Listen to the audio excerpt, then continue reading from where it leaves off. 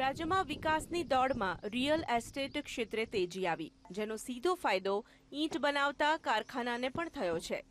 સાબરકાંઠામાં આવા 100થી વધુ ઈંટવાળા ધમધમી રહ્યા છે।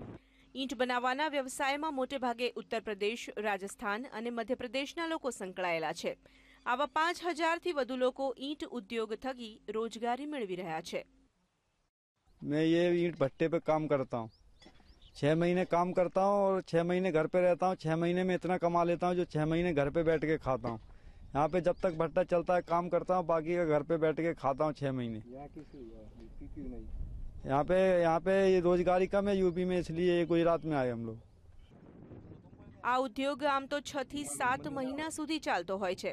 ચોમાસાની સિઝનમાં ઈંટો બનાવવાનું કામ લગભગ બંધ જેવું હોય છે। જો કે 6-7 મહિના ચાલતા આ ઉદ્યોગમાં ઈંટવાળાના માલિકો વર્ષભરનું કમાઈ લે છે। મોડાસાની અંદર 10 થી 15 ઈંટવાળાઓ ચાલુ છે। અત્યારે સાબરકાંઠા જિલ્લાની અંદર 90 થી 100 ઈંટવાળા ચાલે છે। તેની અંદર લેબર બધા જે મજૂર આવે એમપી, યુપી, રાજસ્થાનના બધા કામ કરે છે। તેમને અહીં ઈંટવાળાની અંદર પૂરી રોજી મળી રહે છે। 6 થી 7 મહિના કામ કરે તેમને 12 મહિનાની કમાણી પૂરી થઈ જાય છે।